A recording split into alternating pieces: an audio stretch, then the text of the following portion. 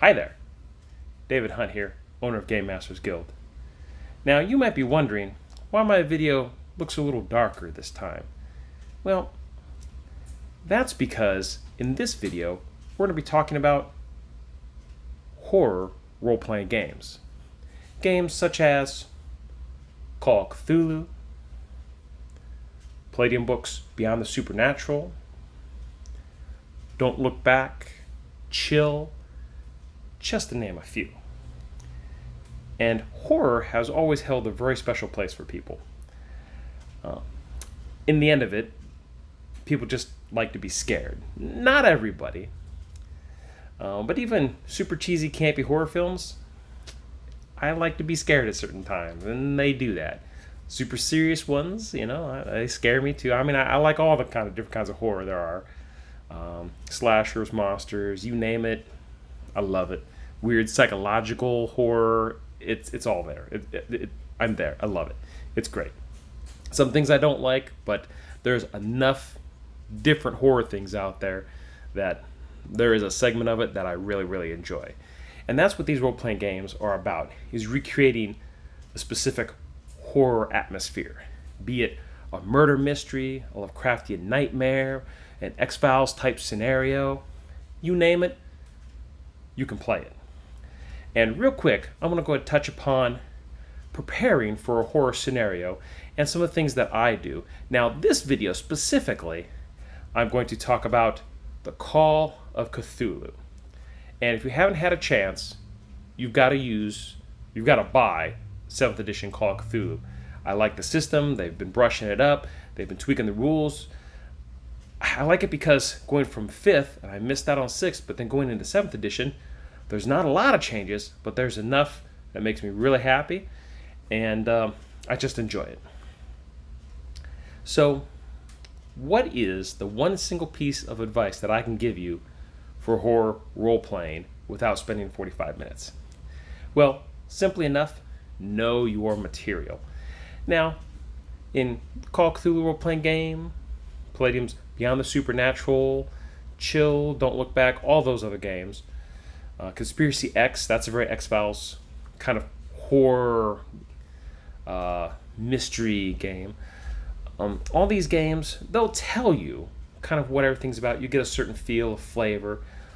But the biggest thing you can do is watch some horror movies, some horror shows, and watch some different stuff. Watch some old B stuff from the 80s like Chud or Friday the 13th, which I don't know, I can't really say that that's a B movie, but it just depends on your perception.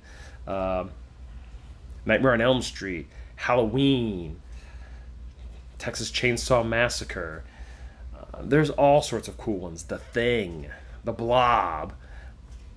Just check out some of these shows, some of these movies. And in terms of TV shows, try a few episodes of The X-Files or the real old TV series that inspired The X-Files or helped inspire it, Kolchak the Night Stalker. And that's a very different angle right there. Whereas in X-Files, everything's being encountered and investigated by 2 seasoned FBI agents, whereas in Kolchak the Night Stalker, it's actually all from a reporter's point of view. And sometimes things get kind of solved, but then they kind of get left hanging. But it's really great, and Darren McGavin does a great job. So, kind of get into it a little bit. If there's certain aspects of horror you don't like let's say the Saw movies, stay away from it, or The Purge, stay away from it. If you don't like slashers like Jason or Freddy or Ghostface from Scream, then stay away from that. Then look into something else. There's lots of different types of horror. And it doesn't have to be a horror monster, a slasher. An encounter with aliens can be very horrifying. There's all sorts of fascinating different types of horror. But now let's go back to getting a little more specific. Now, watching TV shows and movies is great because that gives you kind of a general feel, and you start kind of knowing what you like, and that will come out into what you might like to run in terms of horror. Now, when it comes to something specific, like let's say Call of Cthulhu, what you're going to want to do is you're going to want to read up on your subject matter. This right here is the complete works of H.P. Lovecraft. It's a pretty thick book, But by comparison, it's not as thick as the complete works of, say, Tolkien or Isaac Asimov, but all his stories are short stories, and they read fairly quick, and in an evening you can knock out one or two, or really sit down and absorb, one of his longer ones, like At the Mountains of Madness, or The Case of Charles Dexter Ward, Shadows over Innsmouth. The list goes on and on and on. Plus, there are a lot of Call of Cthulhu-inspired movies, such as Reanimator, The Haunted Palace, which is actually with Vincent Price and is titled after an Edgar Allan Poe story, but is actually based off H.P. Lovecraft's The Case of Charles Dexter Ward. But read some of his stuff.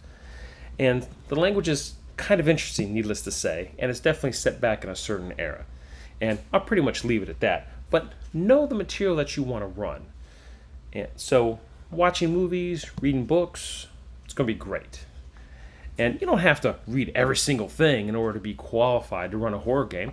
No. You just need to kind of get a general idea of the atmosphere and how it plays out.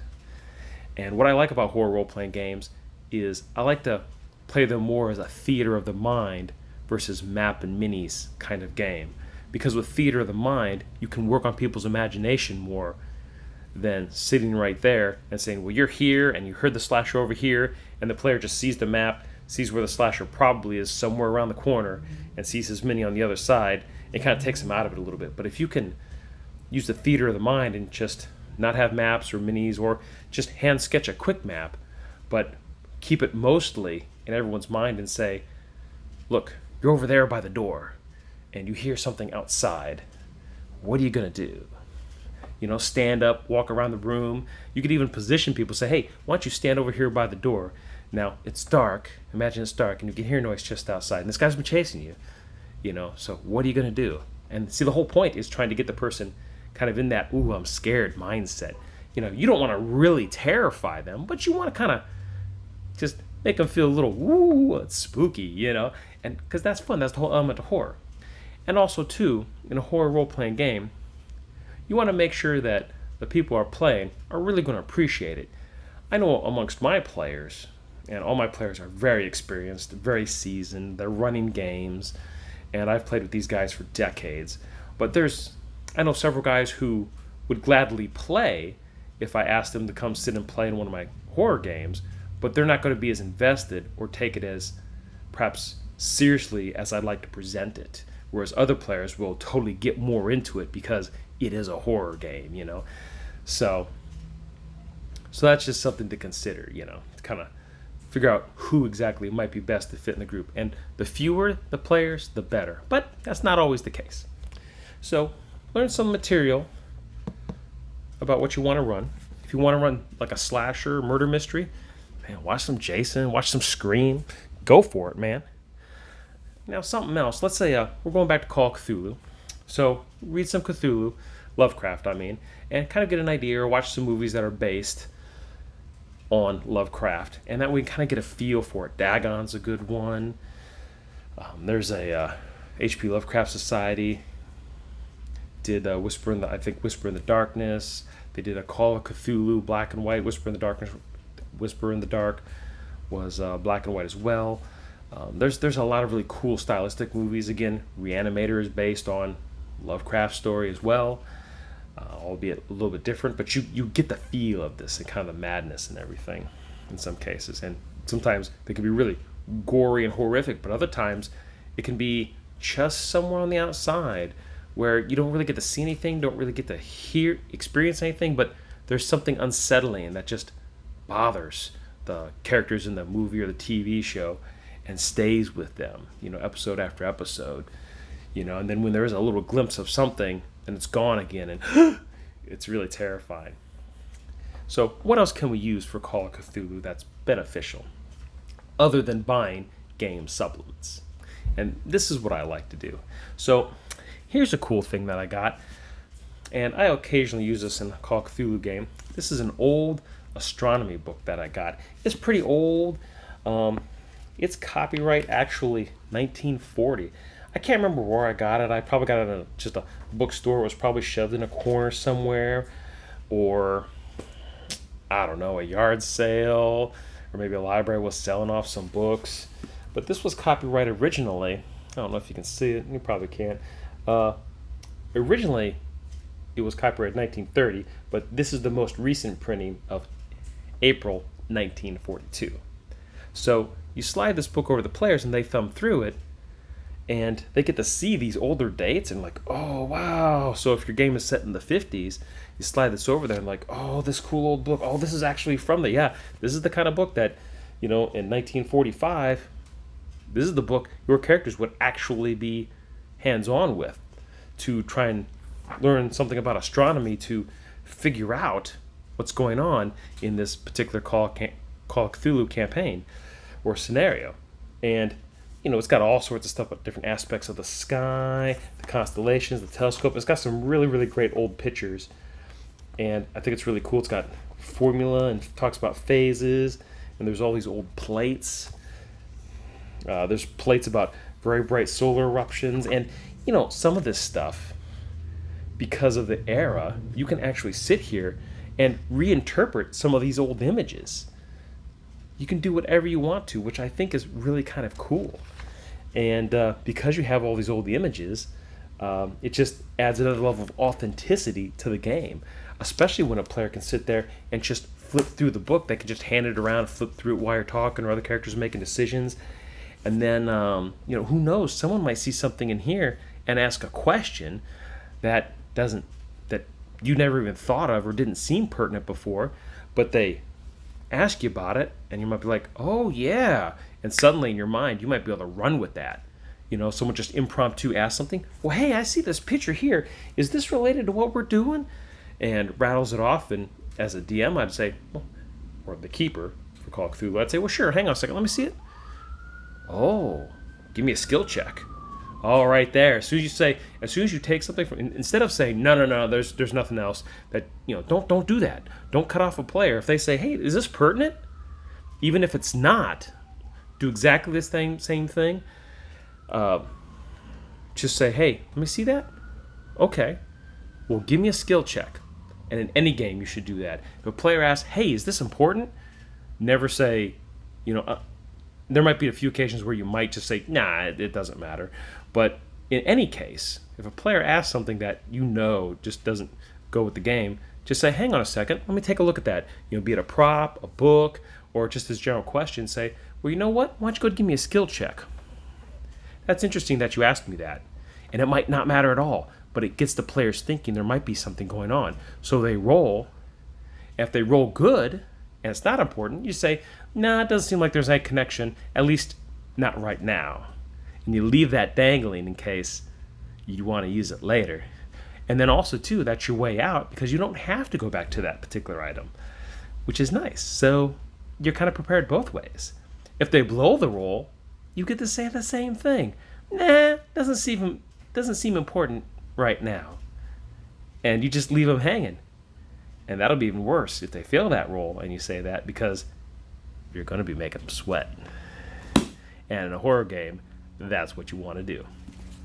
Now, Call of Cthulhu, what other cool things can we get for running a horror game? Again, specifically Call of Cthulhu, without buying supplements. Well, I got a couple cool books I've collected over the years. This one is History's Timeline. And what's really neat about this is this has a 40,000 year chronology of civilization. And it's got some small pictures in it. And it literally goes right down, like here, BC 470. The Carthaginian leader Hanno sails down the African coast as far as Cameroon. And then it just goes down. Just these little quick blurbs and bullet points. 430, the second Peloponnesian War to 421 BC. Flip over here. Let's see what else we got here.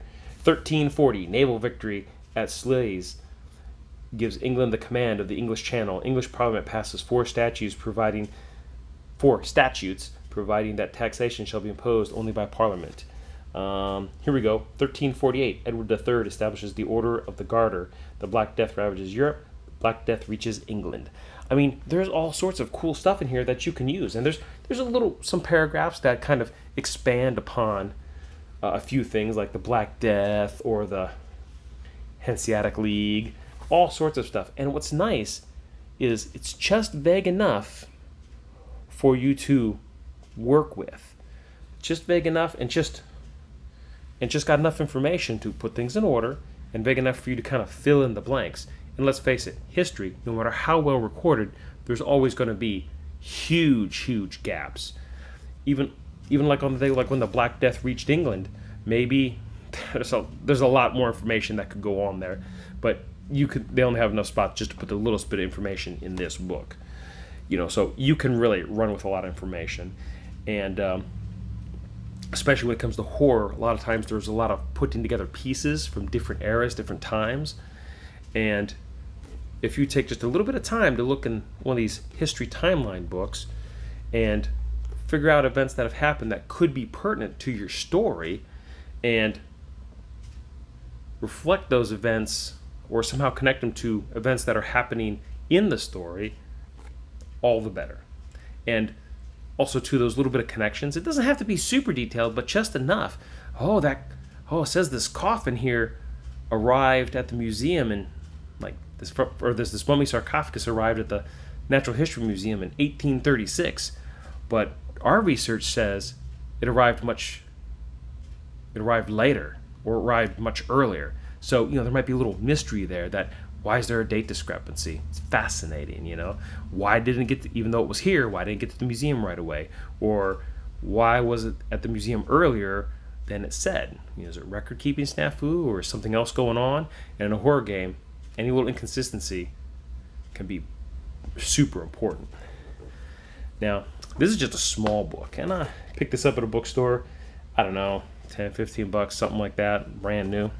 Here's another cool book that I found. I super lucked out on this. I got this, I think it's like one of the big bookstores, like Books A Million or something like that. I can't remember how much it was. I think it was actually on sale, but this thing is like a Bible, and it is gigantic, and there's all this. This book is super big, and I don't know if you can barely see it, but there are all these dates on one side of the page, and it's just like the history's timeline, except it's bigger. Man, you can't even see it on the camera. I'm sorry, but it's cool because it shows all these dates, like 1131. And or like here, 1133, Lothar III crowned emperor by Pope Innocent II, and it's got everything listed by these columns: history, politics, literature, theater, religion, philosophy, learning, what happened this year in the visual arts, what happened in that year in music, science, technology, and growth, daily life. Like in 1133, St. Bartholomew's Fair occurred in Smithfield, London. So that's really interesting. And plus also, what I like about this is because some of these categories are blank because there wasn't anything significant enough for them to put in here. They just left it blank. I could pencil in my own stuff. This is great, and this thing is huge. There's so much room in here and so much information. Even when they have a spot that has stuff, you can still pencil more stuff in. And this book, again, is gigantic. And this one, in case you're interested, in case you want to try to find it, it's called The Timetables of History, New Third Revised Edition. And this was updated for the 1990s. So this is pretty out of date because it's 2021 now, but still super cool. The published date is updated for the 90s. So definitely something to look into.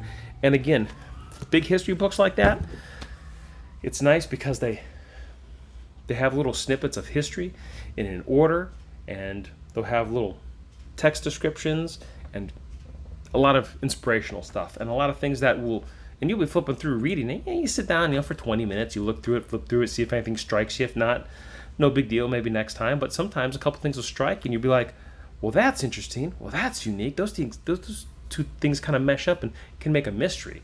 So I think it's really cool. And that's just a couple of things that I think would really be good for you to have for Call of Cthulhu. Some old astronomy or history books or science texts, some kind of book with a history timeline to it for you as well as your players. And again, a lot of these books you can get like $6-7. You know, if it was a supplement, it'd be this thick and it costs you like $15-20. And I'm not saying don't buy the supplements, because you should, because that's what those game designers do. You should buy those supplements because they're designed for you to utilize for very specific scenarios and events, and for that particular game you need to get them. But you can enhance your game by $100. You can have so much extra stuff, you know, in the way of actual maps, old books, and you don't have to spend a fortune. It just has to be a cool old book. And sometimes some of these cool old books, you just buy it, especially if you buy it in a foreign language. I bought a book on some kind of mysteries of the ancient world, and I had an English copy, but I was at a library and I stumbled across the same book in like Korean or Japanese or something like that, and I bought it because it looks like a cool grimoire. You open it up, you first of all, you know, if you can't read the language, it's just a mysterious book with writing you can't interpret. And then you open it up and it's got pictures of like Mayan pyramids and ancient peoples and excavation sites. Who knows what it could be? You know, it doesn't have to be just a book on ancient America. You know, suddenly it's an ancient grimoire talking about all these other things, you know. It's awesome, and it's definitely something you should watch out for. It's these little nuggets of gold that sometimes people glance over and they don't think about it. But grab this stuff and use it for your games. It can only enhance your games. It can only help your games. And your players will be super impressed when you break out just a little bit of this stuff. I mean, I know for the longest time, and I think they still do, but for the longest time, for years, I just go down to, whenever I'd go pay my insurance locally, you know, they'd always have a little stand-up thing of some local maps. So I'd grab a couple local maps, you know, just in case. Sometimes they'd have a little thin complimentary atlas I could get, or when you're checking out somewhere, you buy a little paper thin atlas. And it's cool when you sit down to play and everybody's talking and then suddenly boom, you whip out a road map and you've already got stuff lined out and you start marking on it and you say, here you go, this is what you know so far. And they're like, whoa, because then they got a super cool prop and you got it for free or next to nothing. And because it's not a super valuable prop that you spent $20 to either make or buy at your local game store, man, you picked up a road atlas from the gas station, you go pick up another one if you need it. You know, that way you can mark one up for the players and keep one nice for yourself, especially if you travel a lot. You know, it's bonus. It's just going to be great, and players like to handle stuff and have stuff for information, and you could rip stuff out of there and like, why is this part of the map missing? Ugh, it's great. And I know this whole time I've talked actually very little about Call of Cthulhu, but again, the purpose of this is to give you some ideas about what you could add to your Call of Cthulhu game. Now, eventually, I want to start looking a little more detailed at some of the horror role-playing games, mostly my two favorite ones, which is Call of Cthulhu, which has a very different feel that I like to keep, you know, no later than 1940s, 1950s, mostly 1920s, or maybe even further back, and then also Beyond the Supernatural, because I really love that game. And for me, Beyond the Supernatural, I like using that as my more modern setting, and Call of Cthulhu as my more further back setting, you know, 50s, 20s, etc., so on and so forth. But actually, I think that's going to be it for now, and I hope you enjoyed this video, and I hope you got something out of it. I'll definitely be adding more videos like this in the future, and I'm going to put this horror role-playing video in its own little section, and so we'll just see what happens, and we'll just go from there. Well, I hope you didn't get too scared this time, and as always, I'm David Hunt with GameMasters Guild, telling you to stay safe, play great games, and I'll see you real soon.